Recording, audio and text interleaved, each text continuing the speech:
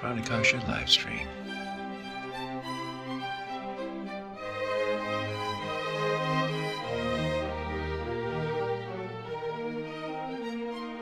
Hey folks, it's Matt at Pranakasha Productions, and today we have our guests back once again, Birke Duncan and Jason Marc Harris, and we're going to be promoting their new edition of their book, Troll Tales and Other Scary Stories.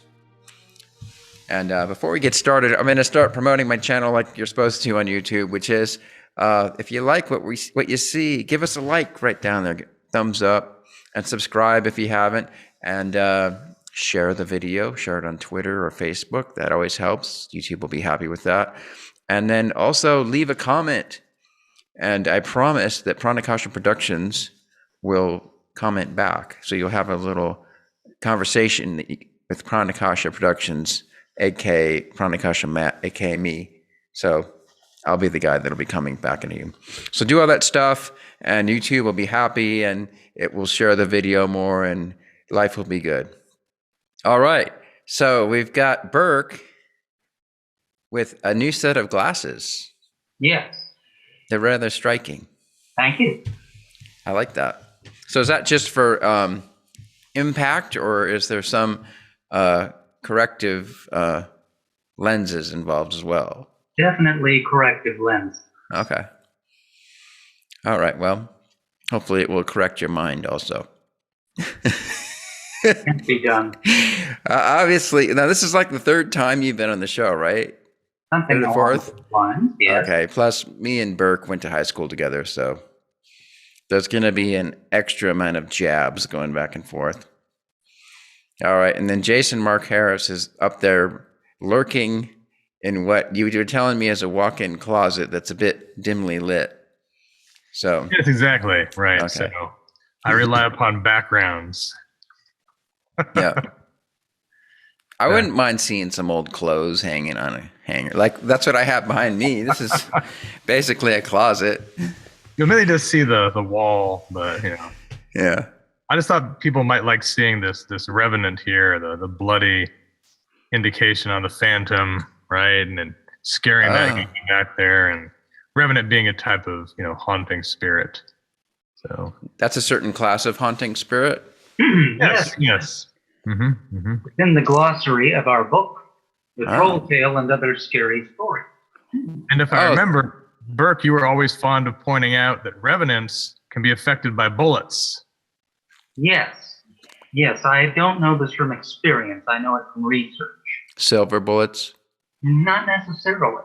Just bullets. Firing a gunshot over the head of a ghost will make it disappear.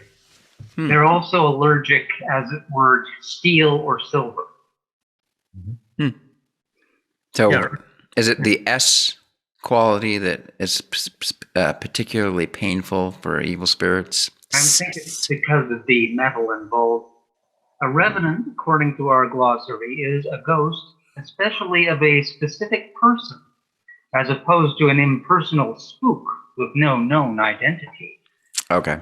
So revenant, okay, there must be some meaning to that word. To revenant, that means like reveal or something? Or To return from the French, les revenants, revenir.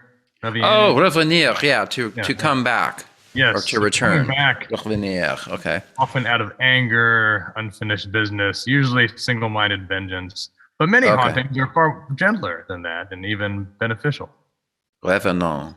Is it revenant or revenant? Does it have an E on the end? Nope. T. Yeah. Okay, so then if it's French, it's revenant. There you go. Yes. Très bien. Oh, Well, revenant. in this case, on the other hand, it is a loan word, so we say revenant. Yeah. Isn't there a Stephen King movie with that name or something? No, that was a Leonardo DiCaprio vehicle for which he won an Oscar. Okay. There's a bear involved and so forth. Okay, I didn't see that one. Neither did I. Nor me. Well, Read about what it. does that have to say about us? Nothing. Only can do so much. Yeah. I did see, well, what's the big one? Shoot, I can't even remember the name. Titanic. Well, I saw Titanic, of course, but what was the other one? The dream one? Oh, Inception. Inception, yes. Inception. I saw that. Of course. Exactly. Can't miss that one. But this book, it doesn't really relate to that so much. It would be closer to the others with Nicole Kidman, or say, what's another good one? Blair Witch. Blair Witch? Blair Witch Project. Yes, that movie was coming out while we were researching this book. Oh, cool. Yes.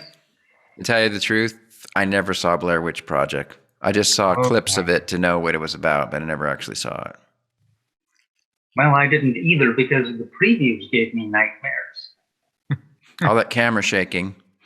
I have a friend who he's really averse to camera shaking. Like it makes him nauseous. So there's a lot of shows he can't even watch because if there's too much camera movement, he starts getting sick to his stomach. So that Blair Witch for sure he would have never watched. Right. One of our informants thought that it was an actual documentary, so he came into it with a greater trepidation than many who had seen through some of the fabrication. But at first, a lot of people thought it was a real documentary, which would make it scarier. Mm-hmm. Yes. And we talk about attitudes about belief a lot in the book and how that's an interesting factor to think about. Okay, you know what? Does the book have a new prologue? Yes. Okay. How about that? We've discussed it before. Okay, well let's talk about it again. Oh yes, that was the story of the Standard. That was the prologue, was the story of the Standard? It is now, yes. Oh, okay. Yes. Maybe I'm saying the wrong thing. Is there something before the prologue that's just sort of like a introduction? Preface? Yeah, a preface. Yes, we have a new preface. Let's hear that. Oh yes. Well, this collection first appeared in 2007. It had the honor of becoming a required text in folklore classes at the University of Washington in Seattle, Michigan, and Florida, better known as Florida Tech. You know what's crazy? I'm sorry to interrupt, but I've lived in all three of those states. I grew up in Michigan until second grade. Then I spent a year in Florida, and then now I live in Washington. We're in Michigan. Ann Arbor. Oh, okay. Yeah, my parents both graduated from U of M. Mm-hmm. Oh, very neat. Yeah. Crazy. Okay, sorry, Burke. Well, I won't read the entire preface to you. Oh, do. No. You have such a glorious voice. That would take up all of our time. We got oodles of time. No, we don't. These Pranakasha interviews go on and on and on, as you know. Mm-hmm. I had a 3-hour interview, and I was hoping we could break that record today. Yes, well, let's see. I perform jokes from the book at Campfire Yarn from the Folk Tale and Other Scary Stories at a variety of bookstores, classrooms, and theaters. Another honor was to be listed on page XXII in the preface of the Encyclopedia of Urban Legends, updated and expanded edition by modern folklore guru Jan Harald Brunvand. I remember him. Yes, he also gave me some interesting information, which helps to expand this book ever so slightly. Now then. I thought you were going to do a gag about how to expand a book. Expand a book, if it's made of rubber, I suppose. Dang, he didn't bite. Okay. Increasing the font size certainly helps, and letting it float upon the water, you can thicken the pages too. I'm all for larger fonts, man. Once you're over 50, big fonts are good. Oh yeah, very important. Well, this preface does get a little sentimental. Okay. Because I talk about the late Robert McAllister. I don't know if you remember him. Oh yeah, he was a legendary teacher at Bainbridge High School. Yes, well, sorry to say he died in 2014. I heard about that. He's one of the great storytellers in the book. He tells the river boys. And I use the present tense because the story lives on. Are you going to tell the story? It's rather long. It's a one-man show that takes an entire hour. Ooh. Yes, I will give you a summary thereof. Okay. I have a request for your YouTube channel. By the way, folks, Birke Duncan has a YouTube channel. And actually, he has a lot of really cool videos with toys and puppets and magic shows and all kinds of stuff. And then we just did that new preview of the standard.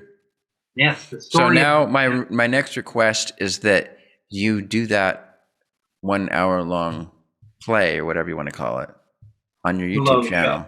Yeah, Well, that'd be not cool. right now. Maybe later. Yeah. Well, I don't mean right now, but like as a summer project or something like that. Yes. Yes, it's a campfire story that Bob McAllister heard at a summer camp in 1948 originally. And then he expanded upon it with his own life experiences. A little bit of fiction and some other weird life experiences. You saw a UFO? No. What happened was, in the story, he and some friends, 3 friends, called themselves the River Boys because he was into Huckleberry Finn at that time. Wait a sec. There's a movie like this. Oh? That famous movie, you know, where the kids, oh shoot, what was it called? At one point they go into a pond and they all get leeches on it themselves. Oh, yes. Nothing Stand like by me. Yeah, Stand By Me. Yeah. No. Nothing like that. Okay, sorry. This is going to be one of those videos where I'm constantly throwing tangents. Mm-hmm. If you're gonna talk about leeches, you may as well get that out of the way quickly. So Okay. we're set now. So did you have a leech experience, or is there a story about leeches in there? That's not in here. Okay. Well, since we're talking about leeches, I'm sure you have something to say about the supposed medicinal effect of leeches back in the Middle Ages. That didn't come up in this book. Okay. But at the same time, what old is new, right? The same way that the River Boys was revitalized and repackaged for a more modern time. Leeches themselves have been revisited in the past few decades for their anticoagulant abilities. In fact, they are still considered a rather sanitary approach, actually, to bloodletting. Not altogether merely in the dustbin of history. Okay. So believe me, fact check it. Okay. Which leads us to yet another tangent, which is, do you remember the scene in Gladiator early in the movie where he gets wounded and then they put a bunch of maggots in the wound to clean it out? Yes, I've heard of that kind of cure. It also cures dandruff. Well, I can see maggots curing dandruff, but then you have maggots in your hair, which is worse. But eventually they'll fly away, so worry not. Yes. Okay. But now we're getting into urban legend. All right. Contaminated. So, to bring it bodies. back, what were we talking about? We were talking about the River Boys. Oh, yeah. The River Boys. McAllister. Yes. Bob McAllister. Mm-hmm. Okay. So, a la Huckleberry Finn. Yes, he and his friends, let's see, John Delano, John Bjornson, and some other guy, Lee Grant. They called themselves the River Boys. Okay. And they used to play tricks like knocking on doorbells and running away, or Bob pretending he was the Hunchback of Notre Dame on the street, and so forth. Very creative, intelligent pursuits. Now then, there was a nerdy kid named Marvin who wanted to join their club. Marvin, of course. Yes, he would have to be Marvin. Anyway, Marvin asked to join up, and one of the kids said, okay, what you do is you go to the haunted house, and you get a note from a jar that says River Boys on Halloween night, and you come back to us, and you're one of the River Boys. And unfortunately, the kid believed in the story. And while they were waiting for him Halloween night, he didn't come back. Uh-oh. The River Boys, all 4 of them, walked off through the graveyard, up the hill, and they got to the haunted house. And when they were inside, they heard a resounding snap. Snap. Oh, yes. Or crack, if you will. Crack. Yes. How about a rumbling? No. It wasn't rumbling. Or like scraping across the floor. Nope. No, because there was a specific reason. They went up the stairs together with great trepidation. They opened the door to where the kitchen had been, where they had left the note. And they saw Marvin with his head down on his shoulder like this. That doesn't sound comfortable. Well, he didn't need to be comfortable anymore. He had a broken neck. And then the River Boys ran like mad all the way home. Like the three little pigs. Yes, all four of them. The four little pigs. They told their parents. Police investigated. They never found out who done it. But for every 10 or 12 years after that, one of the River Boys would die mysteriously. One of them was killed in a hunting accident. Oh. One died of a heart condition in his canoe, alone, while fishing. And another one, Lee Grant, died very strangely, falling down a cliffside and then drowning in a stream when he tried to get a drink from being dehydrated. But he fell down the cliff and survived, but then he fell into the stream after that? Either that or someone murdered him and the police didn't care to investigate because he was a drug dealer. And so Bob McAllister lived his life. But he started getting strange phone calls in the year of our Lord, 1993. 93, that was a good year. Yes, well, this voice kept saying things to him like, I want to talk to Satan. Bob would say things like, no, this is Saturn. You got the spelling wrong. And then he should have said, what could I do for you, my boy? Well, this kid would call up. He assumed it was a kid. It sounded like a young voice saying things like 666 and so forth and so on. And then Bob McAllister would say 777. Along those lines, he treated it as a joke. Well, as any well-respecting Satan would. Oh yes, well, at least according to the Book of Job. Well then, yes, that was another of Bob's interests, but we won't get to it now. Oh, come on.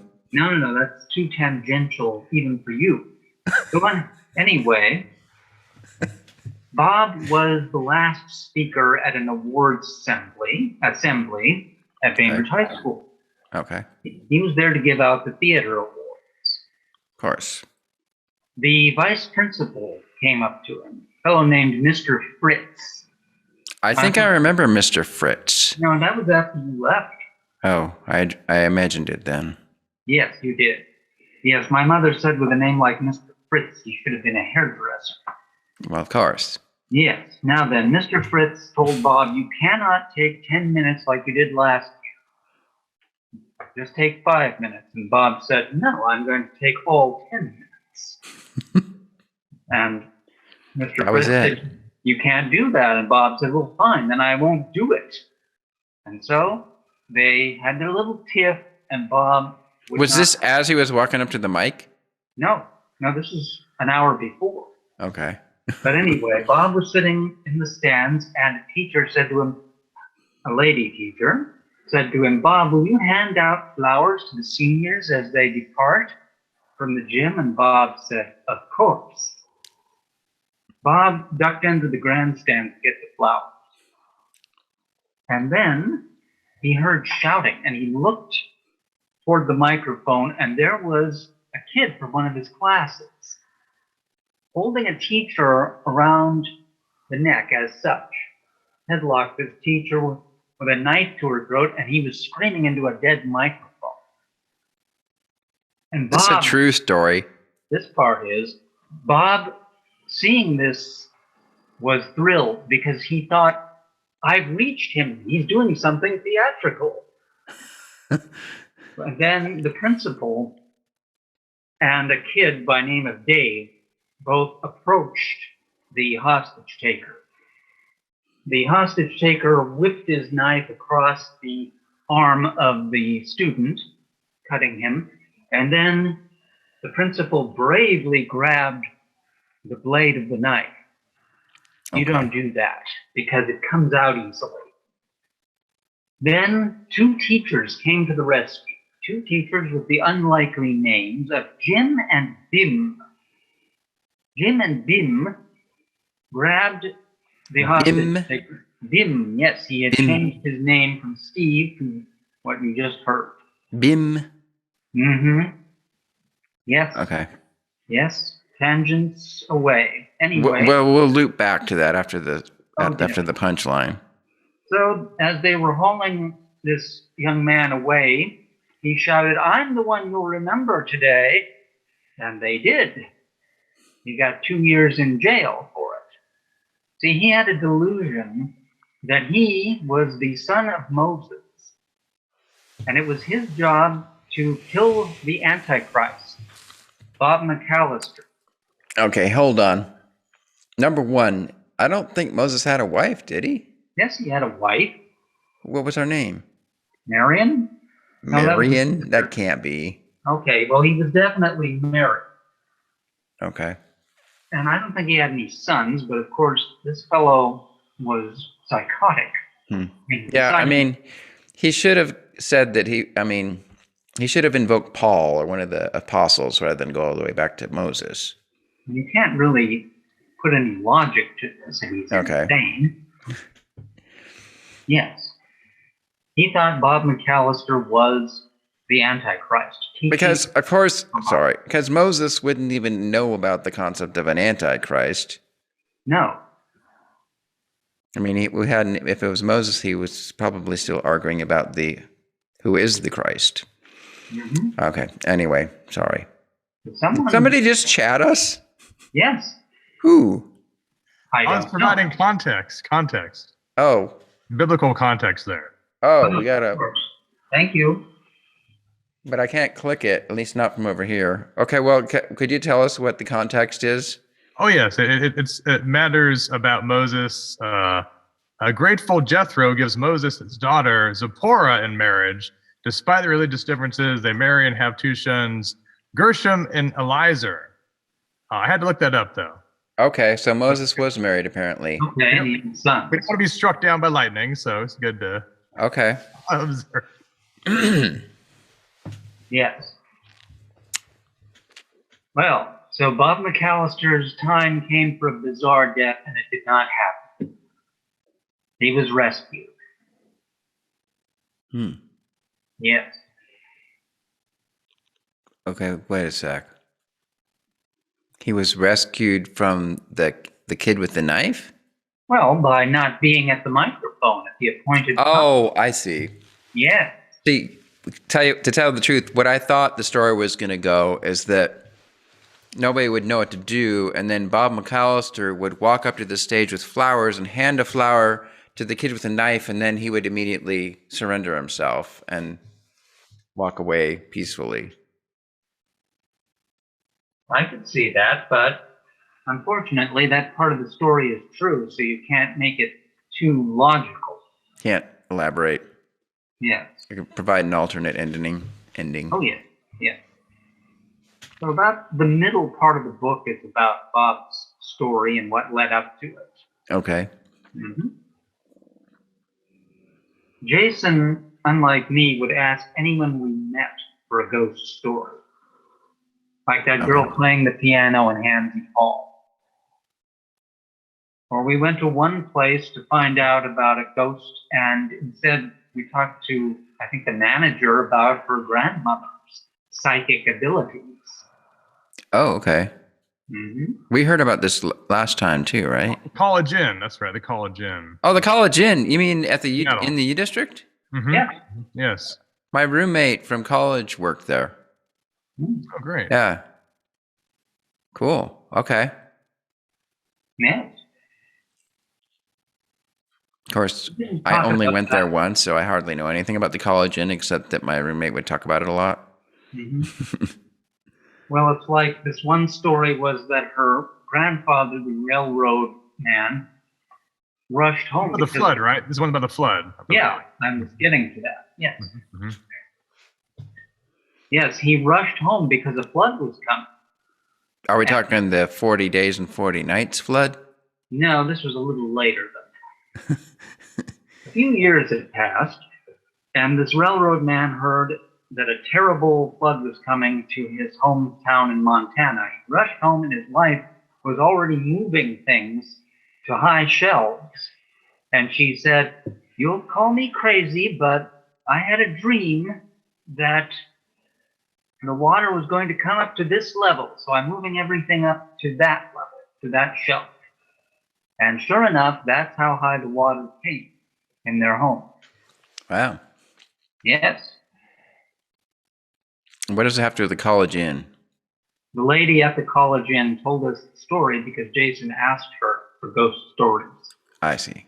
She didn't know about the one in the College Inn. So this was ghostly water as opposed to real water? No, this was real water, but the grandma had predicted it without knowing. Yeah, before the telegram came warning of the flood, she had a vision. And so she had already prepared things, as he was saying, to get ready for this flood. Yes. So second sight.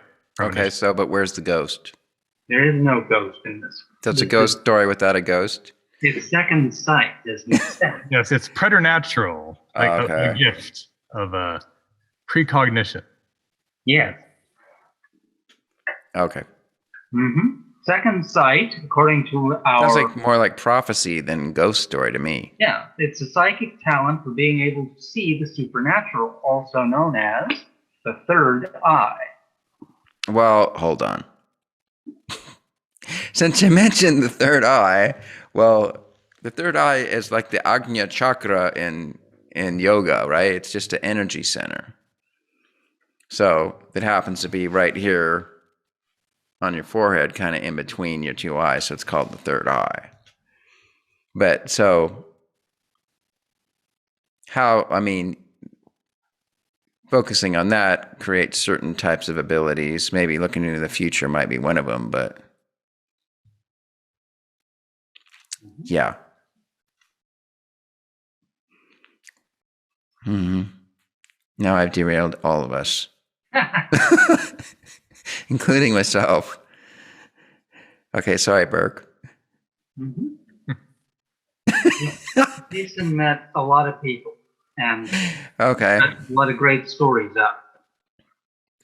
So there was this cafe called the Rain Dancer Cafe, for instance, and not only the proprietor had a ghost story, but one of the waitresses there, he told about how he was looking forward to having a ghostly experience at a certain location, though he was a bit of a skeptic, and gradually realized some of what had been forecast would happen. For instance, I think the clock stopped around 1:10 a.m. or so, and he started hearing what sounded like breathing, and he was telling himself, well, hold on a second, that could just be the cars going by. No, the location's wrong. Anything else it could be? And he eventually arrives upon the realization, no, this is actual breathing at the foot of my bed. And he talks about how his heart, was really pumping at the time. Didn't see anything, but he was pretty intensely afraid. And it made him more open to other people's stories. The waitress, Marta, working there, though, had a particularly interesting story because it involves the doppelganger, the double, right? And so what happened there involved her brother, who was sort of walking around the house and at some point was getting something prepared in the kitchen, and says something to his friend John, like, hey, it's gonna be a few more minutes. And then John walks by some other part of the house and says, hey, I told you it'd be a few more minutes. Then as he sort of approaches closer to his friend John, discovers, wait a second, this isn't my friend John. He's right in front of me. Here goes my hand. My hand is going through this person. This is not John. And that person kind of fades away.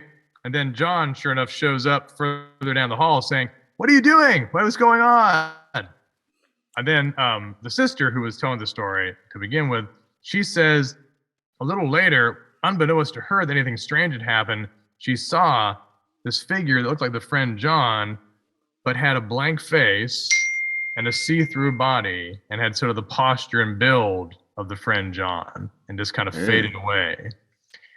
And she had never heard of even the term doppelganger, which made it all the more sort of eerie that you have this this claim of the other. As a Star Trek fan, by the way, just to mention this, you're familiar with the salt-eating monster episode? Oh, yeah, of course. Those shape-changing, there are different sorts of doppelgangers. There are those that seem to change their shape because they have malign intent. And there's also the idea that it might be a representation of the soul outside the body, sort of the way of contacting, relative. Okay, hold on. So are you saying like... It's referred to sometimes as the wraith, the ghost of the living. Okay. So the doppelganger has various categories, the double. So when it shows up as... Like, would a person see a doppelganger of themselves? You might, yes. And usually that's a bad omen to see it of yourself. Okay. If you see it of somebody else, it might mean a few things. It might mean that person is sleeping and having a kind of out-of-body experience. They're just checking in with you. It might be that their ship might be going down, and they're sort of reaching out to say, goodbye, glug, glug, glug, glug, glug. Or it might be somebody's just having some kind of spiritual projection, or it might be a malign entity after you. In Yorkshire, England, the term is waft to refer to this wraith. And it was suggested if you ever see yourself coming at you, you curse at yourself. And this supposedly has worked in some claims of such experiences. So you give yourself the finger. Yeah, give yourself the finger to sort of get out of here. Yes, whatever you want, preferred profanity is.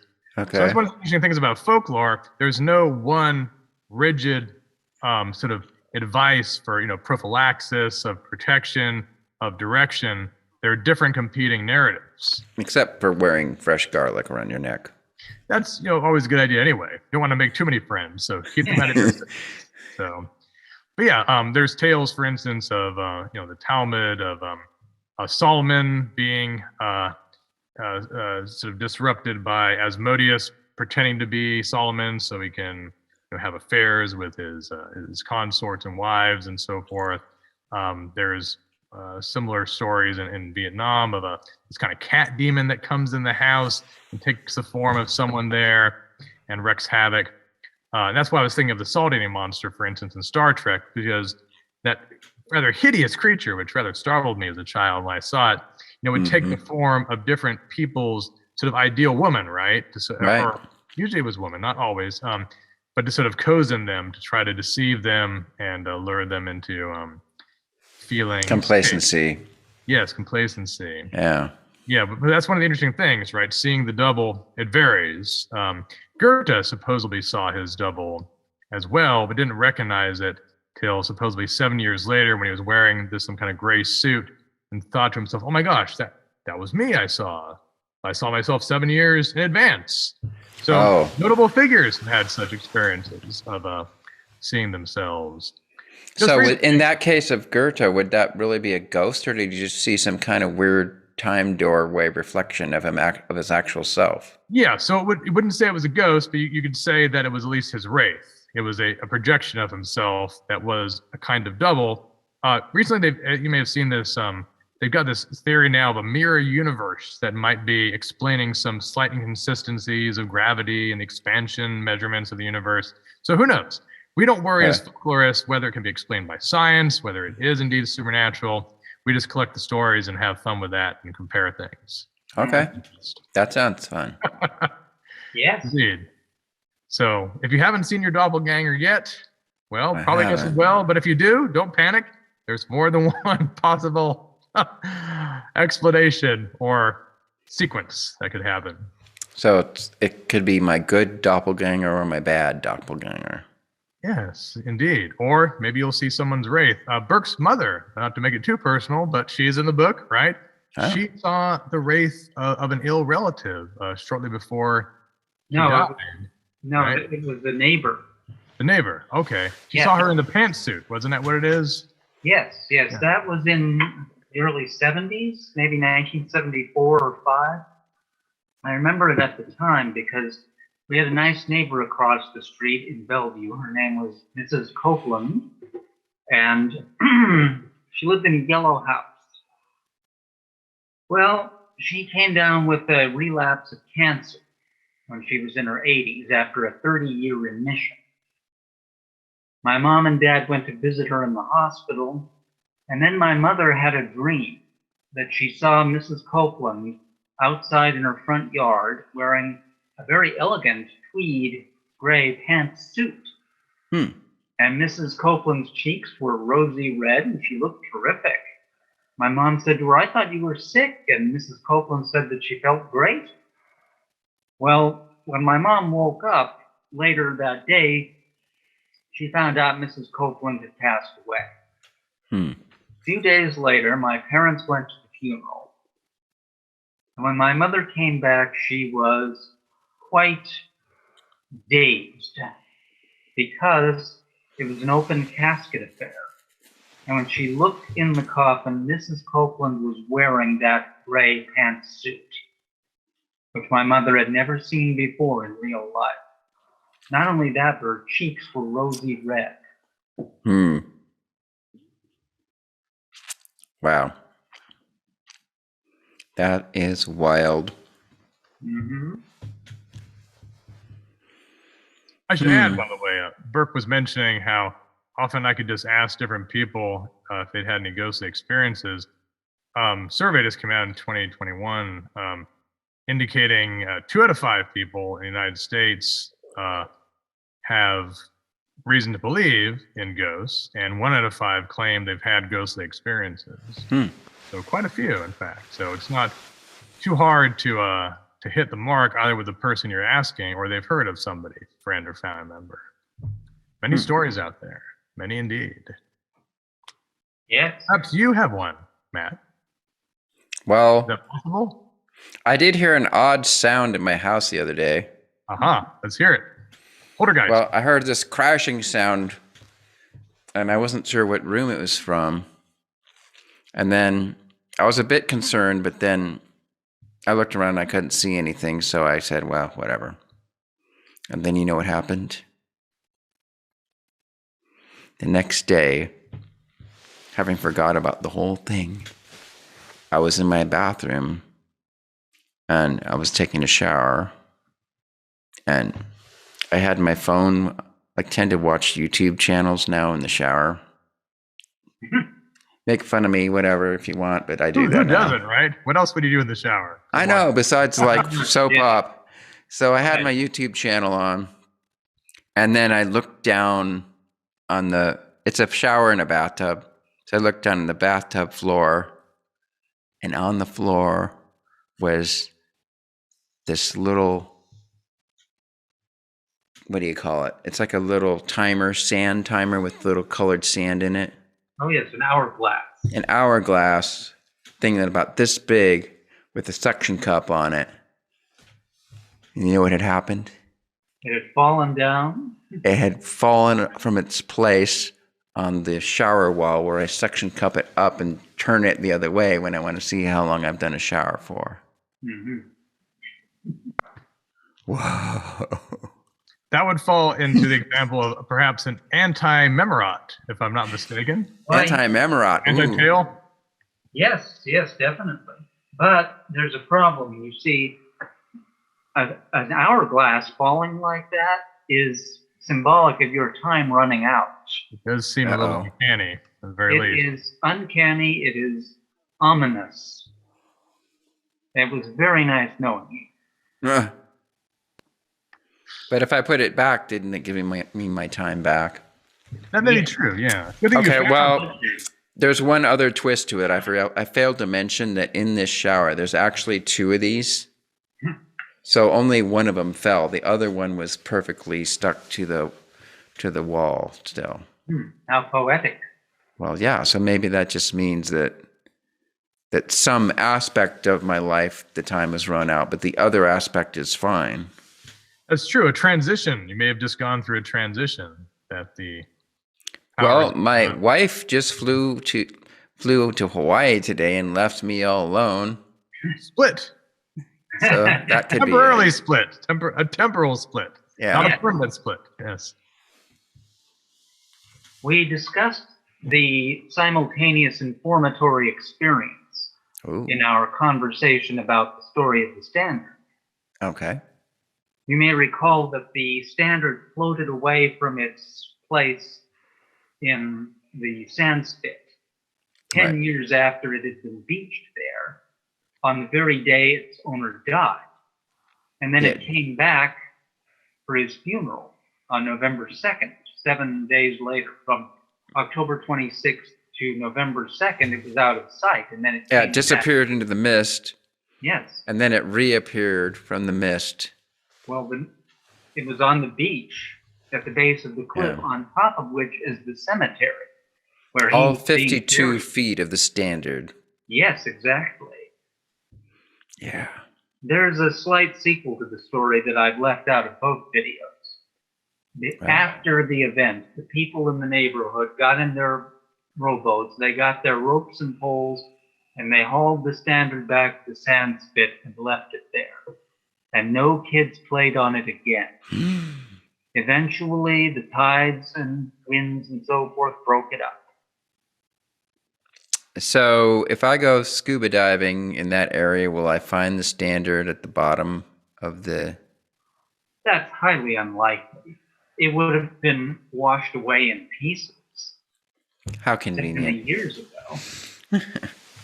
Now, when I asked for documentation for this, you did send me a newspaper article from, I believe it was 1949?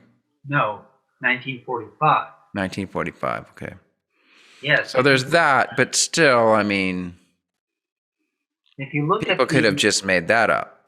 They could have, but anyway, I need photographs. Yes. And better than that, I could use a movie, a 32 millimeter movie with some kind of reference to a calendar. Yes. Irrefutably a newspaper prove the story. Document the date. Yes. Okay. Yes, you need a Bigfoot type video, which are of course all credible. That will do. Yes, the story of the Standard has its own video, of course, on the Birke Duncan channel. Link in the description. Yeah, I see. Folks, you have to subscribe to Birke's channel. It's good. Thanks. By the way, I should mention before I forget, it is a little obscure, but interesting to note. The whole idea of the second sight, right, having that spiritual perception is sometimes tied to the ability not only to see ghosts, to see doppelgangers, to see fairies. Robert Kirk, though his work wasn't published till 1815 by Sir Walter Scott, he wrote, he compiled it in I think around 1695, various fairy beliefs. And one of the things he wrote about was, in fact, the belief in a kind of double, the co-walker.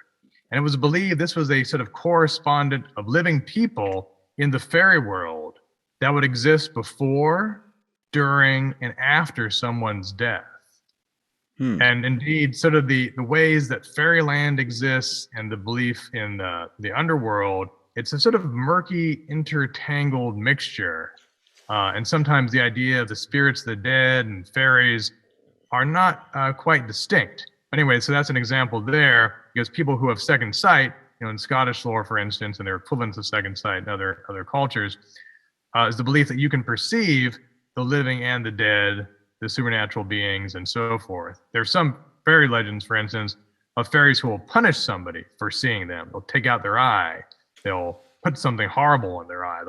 Various things can happen. Anyway, so just wanted to put that out there while I was thinking of it. It's an interesting kind of ways these things do tie together. The vision of ghosts, precognition, fairies, and doubles. They're not so distant, in fact. All part of a nexus of perception and belief. Well, I just happened to watch a YouTube video about remote viewing. There you go. That'd be close to second sight. Yeah. Okay, so these fairies are these fairies full scale, or are they like this tall? So that varies. That's one of the interesting things about fairy lore. And one of the things we did, I don't know if Birke already mentioned to you in a previous interview, I don't think it came up, that we interviewed a couple people who had encounters with, we sometimes call them the little people, right? Sometimes the fair folk, fairies, the good people, the other crowd, not always small, okay? The people we interviewed, I'm trying to remember her alias. Was it Ashley? Yes, Ashley. Yes, We yes. called her Ashley. I wanted to call her Ashley Stoker because it's a pun, but you wouldn't allow it. Yeah. So Ashley Yes. had it was a little bit Disney-esque vision of fairies because they had wands, but they didn't have faces, but they had sort of a nice little sort of glow to them. And they appeared at a time which fascinated her. And then she also saw what she thought were angels too, which had a more sort of reassuring. And there was someone who was like a fisheries major. Okay. Sean. What's that? Sorry. Sean Yes, Gould. Sean, yes, yeah. I always remember the fact. Yes, I always remember the fact he was a fisheries major. He talked about seeing these little people, but he didn't use the term. And they would sort of wander into his house. They would move around. He remembers sort of watching them as a kid, being somewhat afraid, but growing less afraid over time.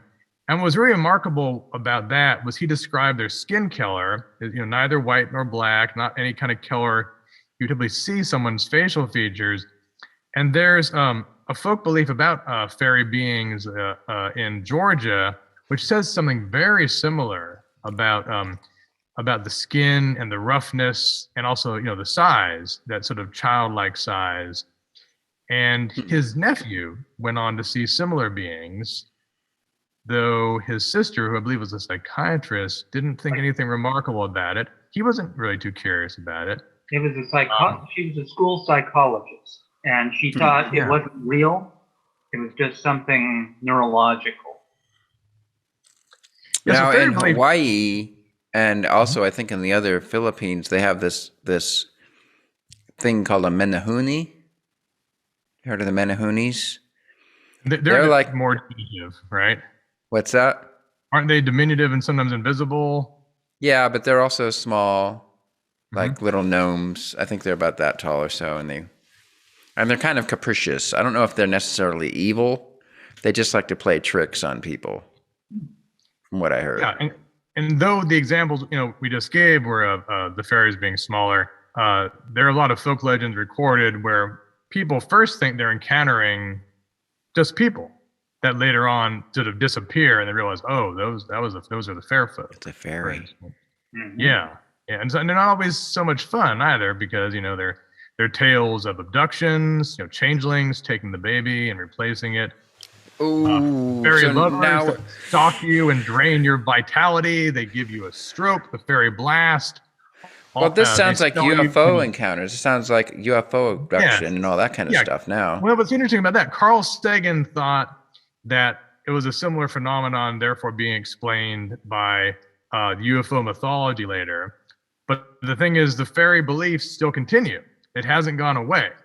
So it's not that, it's either or necessarily. And you look at Iceland, I think that there's about half the populace believes in fairies, and sometimes they'll suspend construction projects because of worrying about intruding upon or disrupting the sacred areas. Wow.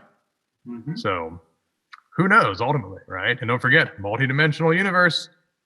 But these fairies all look humanoid, right? Like they don't look like your gray alien with big buggy eyes or anything like that. No, usually not, but there are some disturbing traditional beliefs about fairies too. Sometimes that they have red eyes, for instance, and some fairies are vampiric.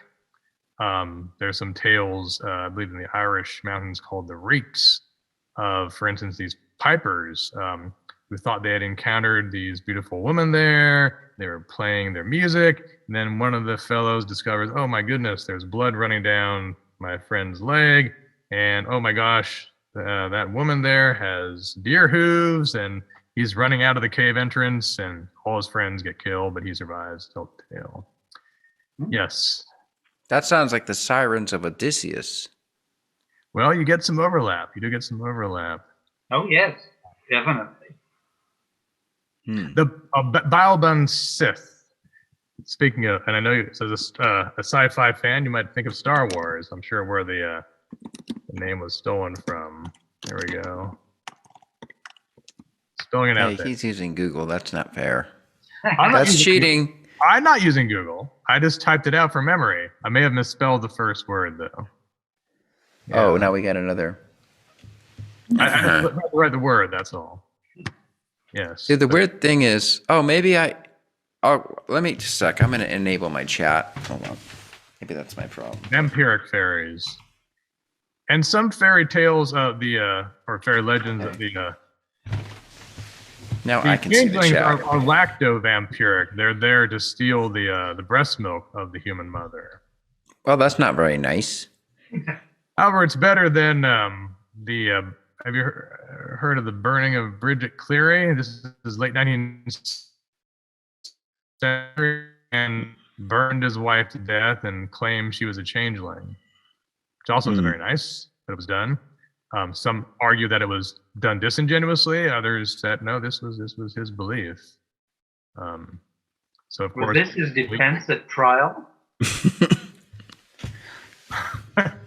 It's a dangerous thing, right? The power of belief. It can be, yes. I'm gonna use Google because I know there's actually a book written about this, more than one, which may be Okay. Well, I've heard of cases of kids who were allegedly possessed by demons who were killed by the exorcism. Here we go. I'm gonna put this in chat. What century did this happen in? The 20th? Okay. Okay, the one Jason speaks of.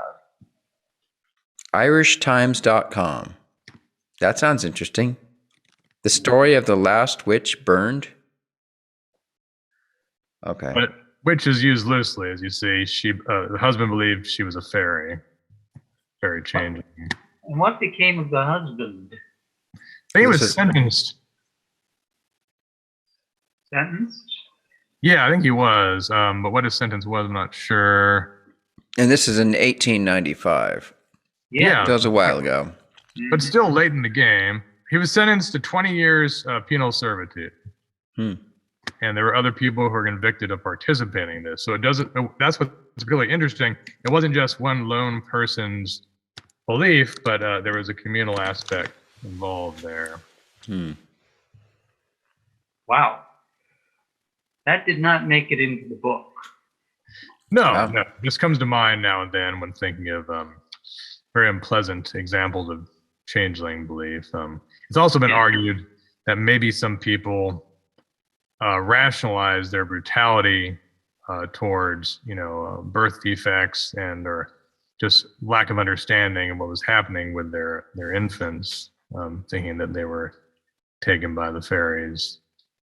So I don't know if we have, empirical proof of that. But it's I read about that some of the changeling belief comes from rickets, because the kids would be born, say, in winter or, probably winter or fall, and then they would be deprived of vitamin D, as in sunlight and milk. So it would give them rickets. But then after a while, once they were around springtime, sunshine and milk and so forth, then their health would improve. What's rickets? Well, that's an illness. It can affect the legs. It'll make the kid bow-legged, and also it can affect the shape of the head for a while. Okay. So take your vitamin D. Yes. Oh, and back to bullets and revenants. Iron is reputed to be a defense against the fairies. Hence, for instance, the horseshoe upon the door. Excuse me.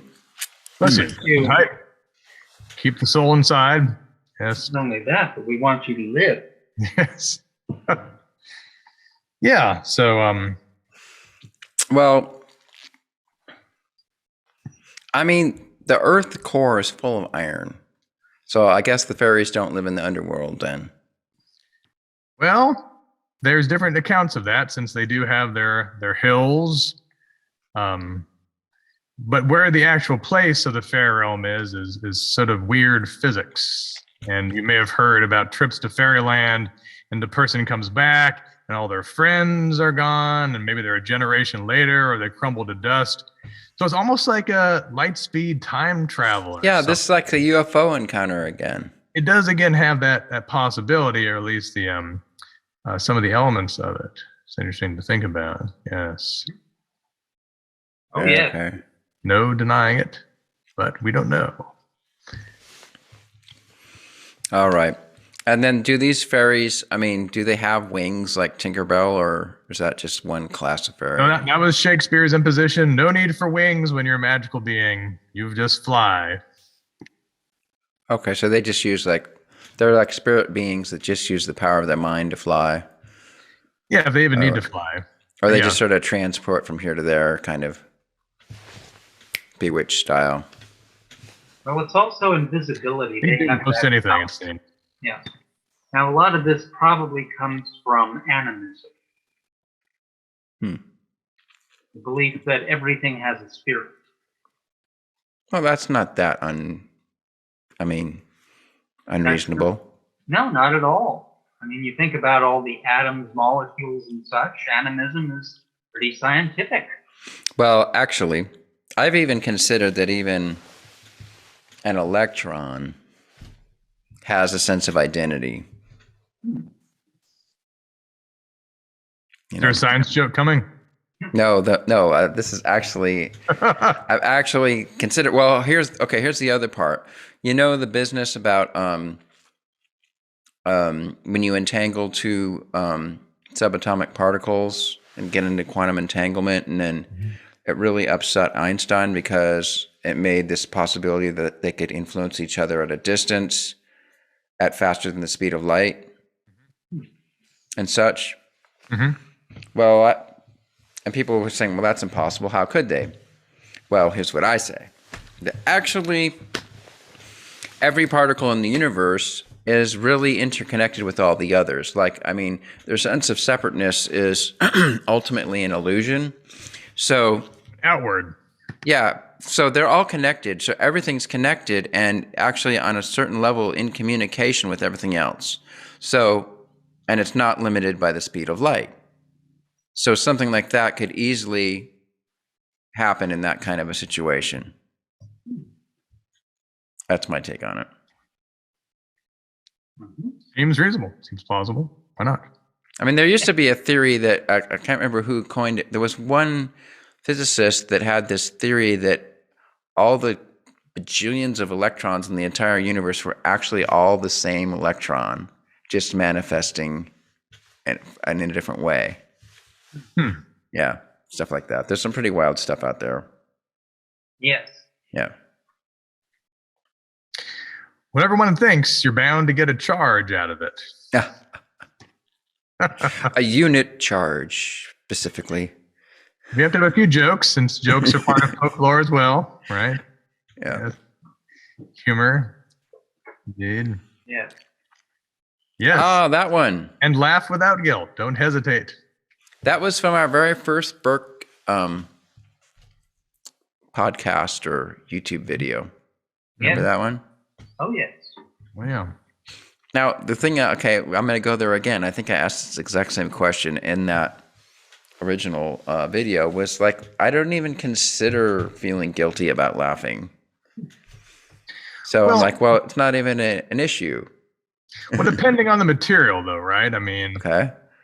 If you're laughing at a joke that, is putting somebody down, right, in some way, that might be really hurtful, it's quite possible there could be some guilt there. Okay. And yet the laugh itself might come as a reflex.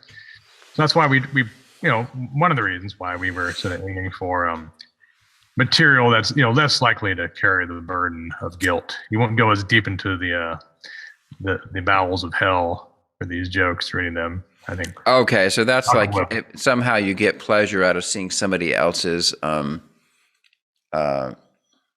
misfortune. Yeah, I mean, there is sometimes a sadistic component to laughter, or sometimes it's, oh, I'm glad it's not me, or sometimes the laughter of awkwardness, relief, recognition, so many different things that can cause laughter. horror and humor sometimes. Okay. Just Well, I can't know, hold- like, to me, the best humor is when it points out some truth just about human folly in general. Mhm. You know, where like it just points out something that everybody's been thinking, but nobody's quite expressed. But then you hit it and you're like, yeah, that's it exactly. And that's the Yeah. joke. And that's actually what Alexander Pope said of good poetry. What e'er was thought, but never so well expressed in so many words. It says all those lines. Mhm. Yes. So perspicacious articulation there. Is that this spaceship from Space 1999 on your right, by the way?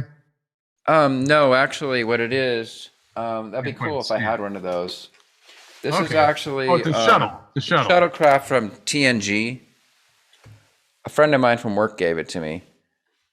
And it was been sitting on the bed behind the camera for like 2 months. And then I realized, well, I should put this in the front so everybody could see it.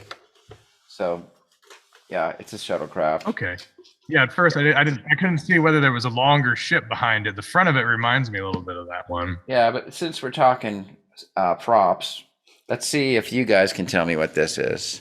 Okay, Bring it closer. Okay, so Closer yet.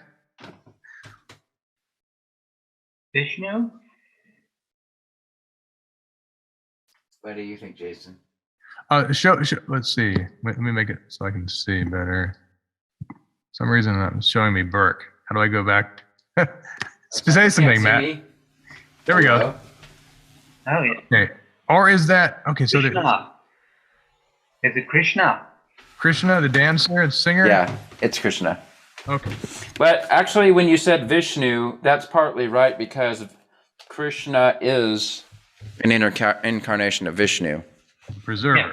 So I got this from when I was in India, in Maharashtra. So like, okay, here's a quick Hindu lesson. Now, when you say Krishna in the U.S., everybody thinks that the Hare Krishna is a bunch of freaky hippies, and then you're done. You don't want to think about it anymore. But in India, you say Krishna, and anybody who's a Hindu is like, oh yeah, Krishna, woo, I love him. Because there's all these stories. He's he's like the most famous avatar of Vishnu. And there's all these great stories. I mean, when he was a teenager, he played the flute. And when he played the flute, it was so beautiful that women would, whether they were married or not or anything, they'd fall madly in love with him once they heard that flute. And there's all these stories of all the different adventures that they would do with him. Some of them got really erotic, and when he was a kid, he loved to go and like steal. In India, they have ghee, which is like a clarified butter, was really commonly used.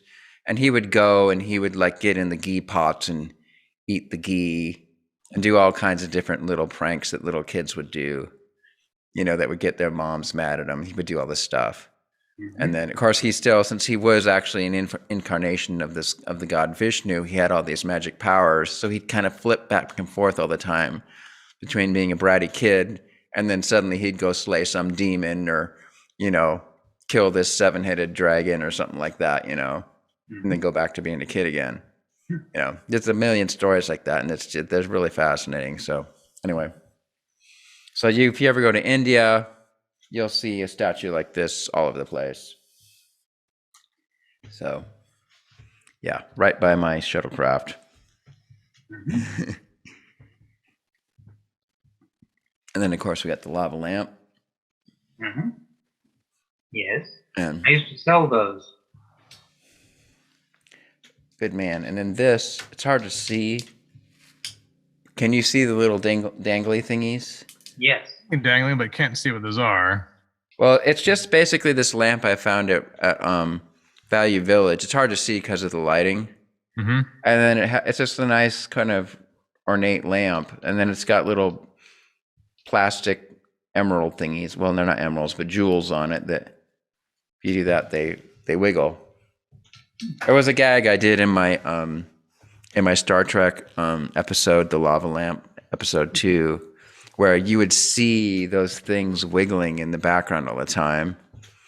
And what I did was, of course, I did exactly this. Before I filmed it, I wiggled them, and then I started filming it, and then added it in with the green screen. So it looked like they were just constantly wiggling all the time, like they were possessed or something.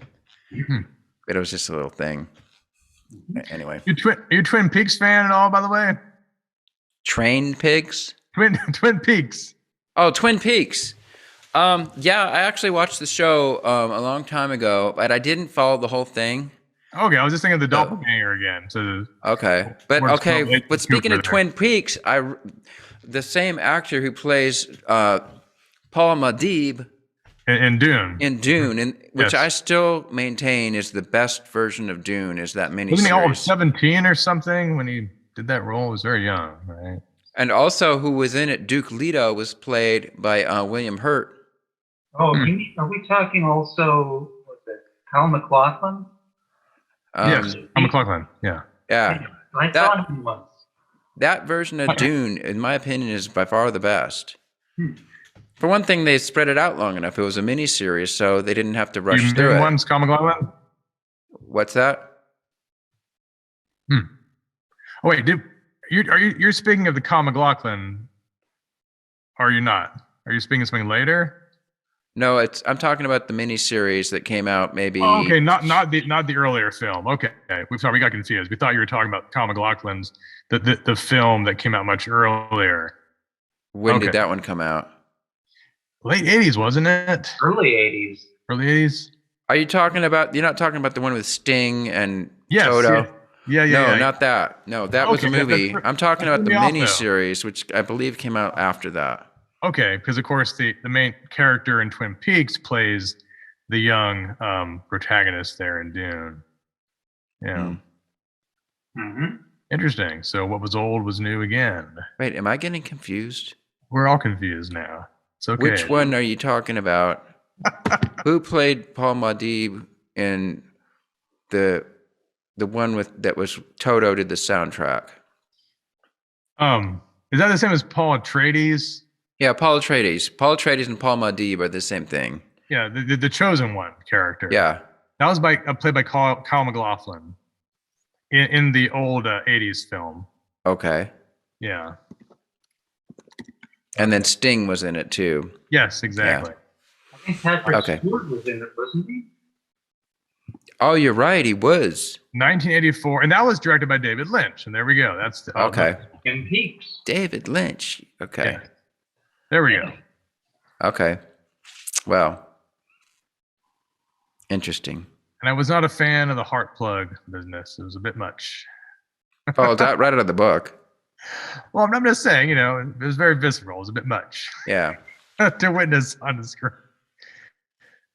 Now I'm more jaded, but back then it was a bit much as a young child. How old were you? I was, I think, 10 or 11. Okay, yeah, that would be a tough movie to take at that age.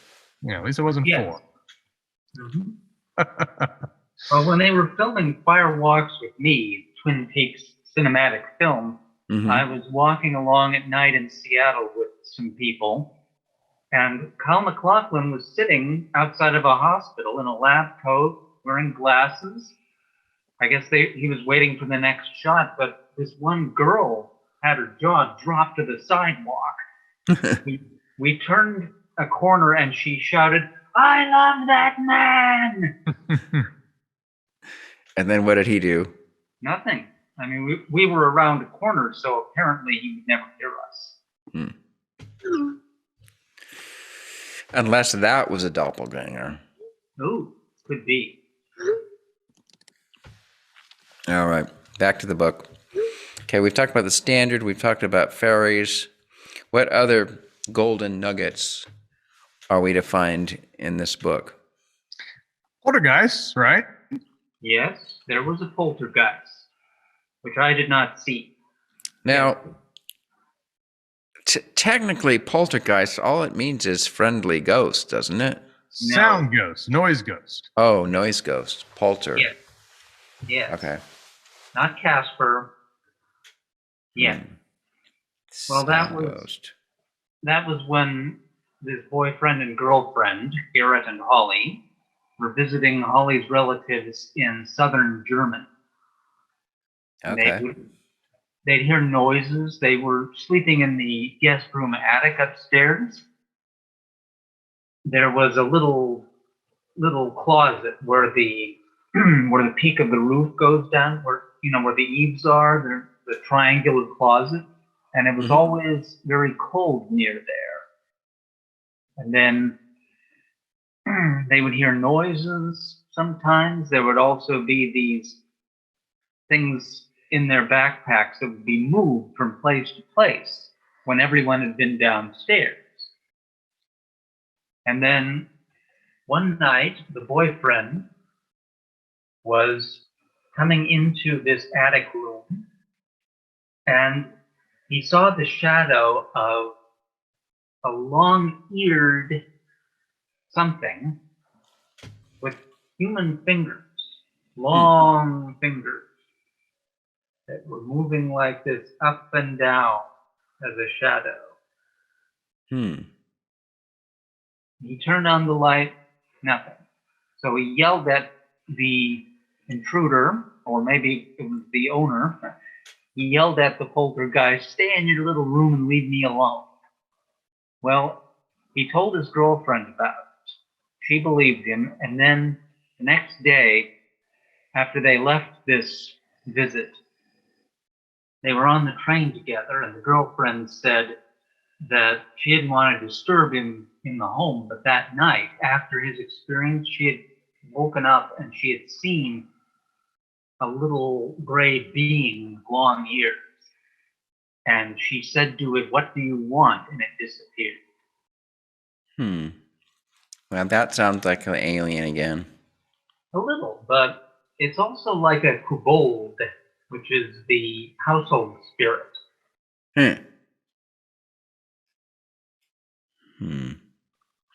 All right.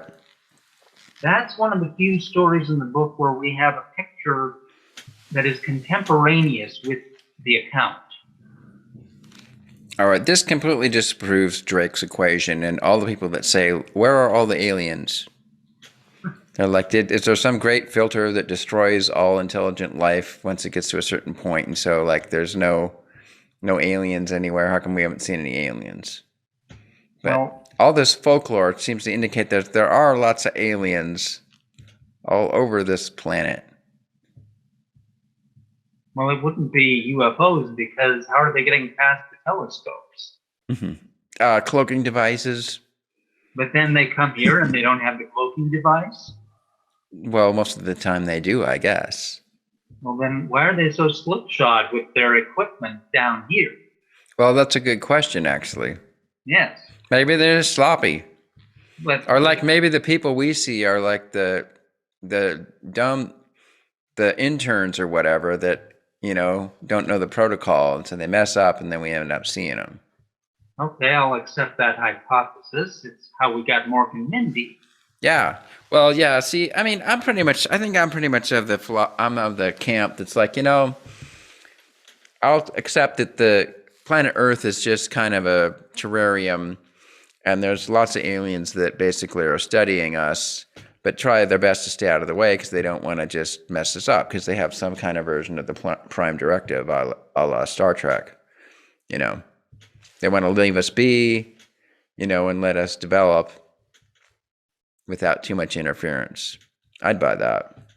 Well, I should mention there were a couple other sort of poltergeist-like anecdotes in the book too. We had a playwright who talked about visiting Lord Dunsany's castle in Ireland, and how there was this very heavy piece of furniture by the door, which he would put there to keep I believe the door open, and it would keep somehow closing, and he would try to watch it, and he'd fall asleep, and be moved, the door was open. And also one of the other waitresses at the Rain Dancer Cafe, she talked about things like making noises in the attic and so forth. So more sort of noise ghost sorts of things. Yeah.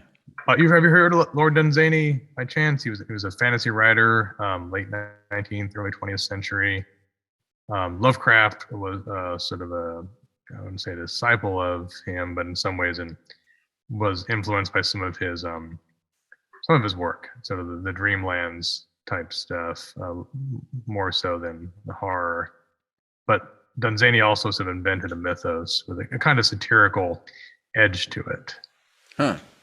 Yeah. Worth looking into, Dunsany. Okay. He was a great fencer and environmentalist and hunter, all those things together. So, and chess master, a real sort of superhero, a Renaissance person. Yes, I have a question. Yeah, but did he play Go? I don't know. May very well have. Now, I have a question for you, Jason. Did you ever remember the name of that fellow you called Samuel Barton in the book? Yes, I have not as of yet. I need to go back to my earliest notes. That's actually one of the things I was trying to do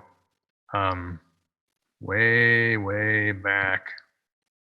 But yes, I don't know his name. I know by now he very likely would be deceased. Yeah, my guess is it must be in the notes of when it was earlier drafting for Northwest Folklore for the early issues. That's my guess. Yeah, I mean, I do have a folder still with some informants. But yeah, if I find it out, I will let you know. We're probably still not at liberty to say publicly. But yes, he was a playwright in the Seattle area. He was an interesting person. Hired me to do some copy editing for him on the project he was doing. Yeah. Oh, Jason, I just realized you live in Texas, right? Yeah, College Station. Is that? Where is that near as far as the big cities go? Okay, so it's northeast of Austin, northwest of Houston, south of Dallas. Oh, wait a minute. I thought Austin was north of Dallas. Nope. It's just sideways? Yes, it's like a triangle. Like you got Dallas up here, you got Austin over here.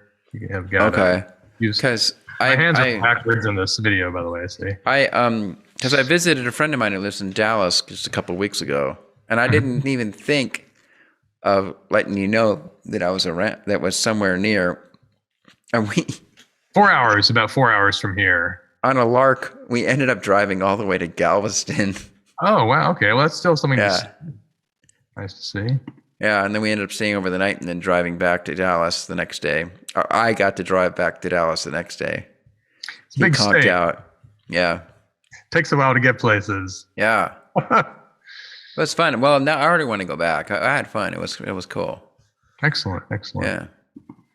It's good. I'm afraid, though, the task that Birke was asking about finding Samuel Barton's original identity is going to be difficult. Because I suspect those notes first occurred when I had a word processor rather than a computer, which means the files themselves may be strangely preserved or not preserved. They're not ASCII files? They may be that. But yeah, it would just be hard even to remember because I think I had to have strange file names for them and various things.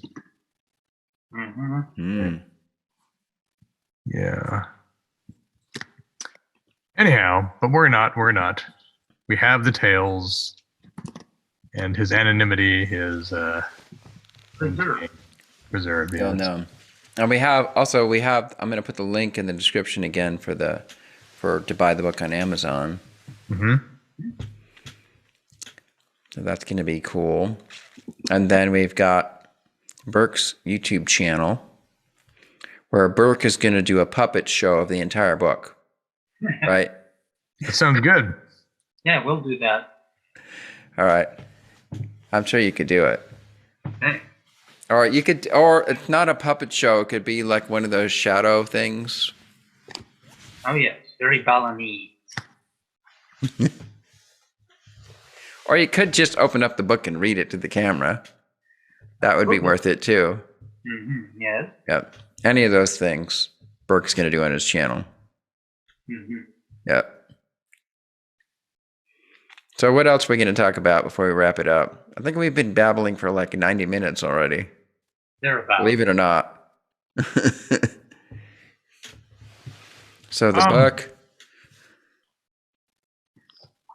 Yeah, I may have to duck out because I hear the call of a chaotic being of under the Your age. kids. Yes, yes. Okay. Just a second. Well, we're just about ready to wrap it up anyway. So, last parting shots. So, as we alluded to, the standard is only 55 feet long. It's not 100 feet long like we were talking about in the other video. Thereabouts. And then what else? What else do we need to write? Uh-oh. We're okay. Jason disappeared. He got swallowed up into the Ether. ghost. Yes, yes. I am crossing through the barriers here. But keep talking. Oh, you look like this really demonic black thing now. Where'd it go? That's Like that. Did you ever watch Lost? Yes, indeed. Yes, indeed. You remember how in the end of the last season of Lost, you got to see a lot of that black thing? Yes, the black smoke, they call it. Yeah. There was a name for that in the glossary.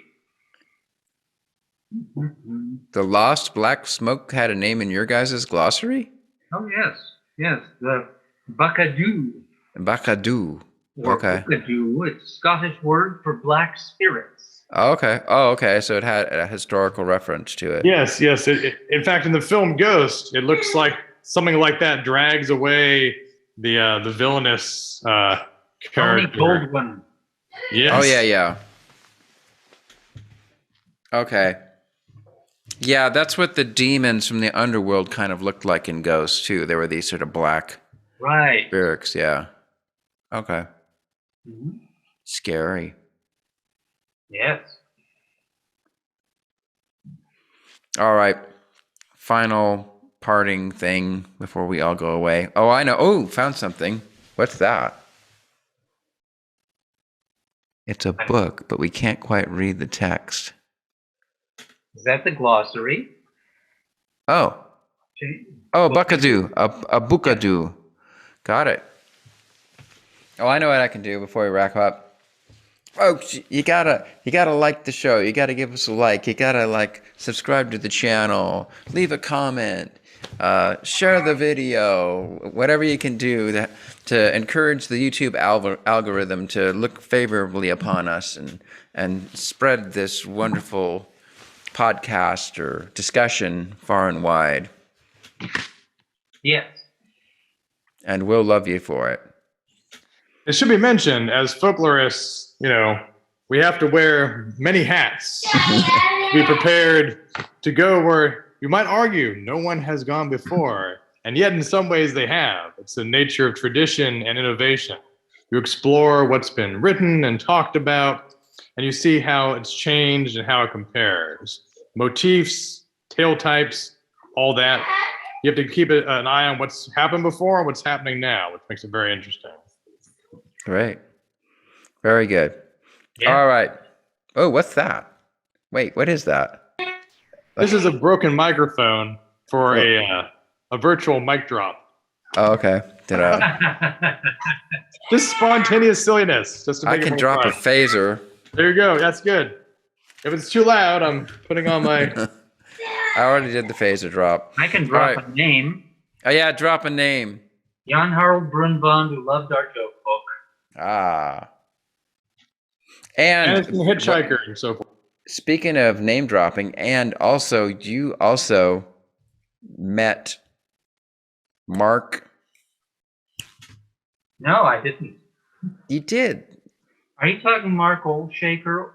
No, I'm talking, oh, shoot, Mr. Sci-Fi. Mark Zickery. Mark Zickery. Right. Zickery. Yes. Didn't he come and he came to one of your book signings or something like that? No, that was J.G. Hertzler. Oh, okay, I get it mixed up. It was J.G. Hertzler, you're right. But I have spoken with Mark Zickery. Okay, you have? And we both met, I met John Douglas of Okay. Mindhunter. But Jason was there too. Okay, And John Douglas is in the book. okay. And Jason, do you know who we're talking about when we're talking about Mark Zickery? I'm not sure I do. I may need a refresher on this. Well, the thing that sticks in my mind that is the most impressive about him is that he was friends with Ray Bradbury and used to go to Ray Bradbury's house once a month to talk about, writing and stuff like that. Mm-hmm. So Okay, excellent. yeah, and then he also wrote. He was a writer for all kinds of different TV shows, in like the '60s, '70s, and so on. He did well. Like for example, he wrote for Sliders, and I saw some of those. Yeah, and then he has a book called The Twilight Zone Companion. So he's like one of the leading experts on the Twilight Zone, and he's got connections with the Rod Serling Foundation and everything. So anyways, I mean, he seems to know everybody actually. Oh, yeah. And he's got his own show now. One of his shows that he's doing is called Space Command. In fact, I can now, since we're doing a Mark Zickery thing. have to tag him and David Lynch and get the world outside. Reflection's messing it up, but that's a Space Command. Very nice. Yeah. He's got a YouTube channel called Mr. Sci-Fi. And and he's on Twitter. He's not that active on Twitter, but he is there. And yeah, super motivated guy. Both he and his wife are writers, and they're both in their mid-60s now. But like, he said, he's sort of retired, but not really, because he's got 6 shows he's trying to pitch right now. He's got this thing called I think it's called the Sci-Fi Network. He's trying to create like a little virtual network of all these different shows that have common themes and stuff. Anyways, lots going on with him. So, and he's also, maybe he might be the best name dropper on the planet. We need to get him going. Well, I think we better wrap it up. Yeah, let us wrap it up. So how do we finally do it in the proper way? I know. Good night, and thanks for watching. Wait. Hold on. And then Don't forget to the troll tale. Laugh without guilt. that too. Okay, I just faded us away. That was interesting. Pranakasha production. Fantastic creations emerging spontaneously from the space of life. For the benefit of all beings everywhere. We gotta